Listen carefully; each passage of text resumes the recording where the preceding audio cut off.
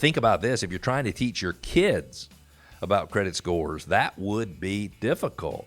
Changing their lives might be as simple as changing their credit score, but if they don't know, they don't know. Matthew in Covington, who is an adult now, says, as a kid, my parents instilled in me to keep my credit in good order and to appreciate the value of a dollar. I would assume by appreciating the value of a dollar, he means spend less than you earn. That is great advice for all of us. Says, I'm trying to instill this in my kids as well. Any tips on what is relevant nowadays, or has it changed? Matthew in Covington, thank you so much for the listener question.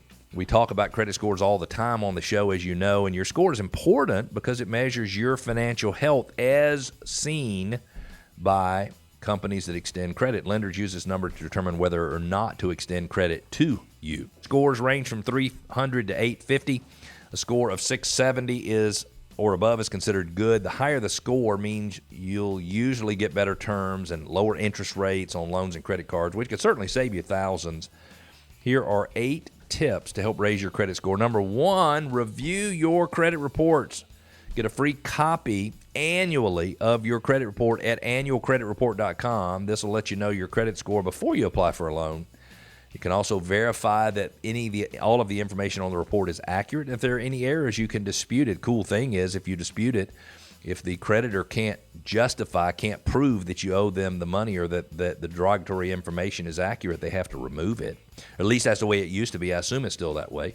Pay down higher balances. If you've got cards that have high balances on them, pay them down. That'll improve your credit score. Keep track of your revolving account balances. Don't let them get too high. That's number 3. Number 4 is pay your loans on time. You would think that would not need to be included on our list, but the reality is I have talked to people who missed a couple of payments on a car loan and were surprised that their credit score went from a 750 to a 450 within a matter of a few months. It's amazing how quickly negative information on your credit report can affect your credit score. Number 5, keep balances low and try not to get near your credit limit. My goal is to never have more than 30% of my available credit actually used. So if I had $10,000 in credit, I would keep it under 3. If I had $50,000 in credit, I would keep it under $15,000. So don't use too much of your credit limit.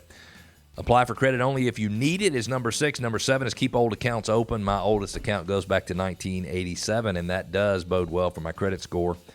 And number 8, request negative entries that have been paid off to be removed from your credit report. If you see something that shows late payments, but you've cured the problem, sometimes those things should roll off, but they stay on your credit report, and you need to talk to the credit reporting agencies to solve that problem.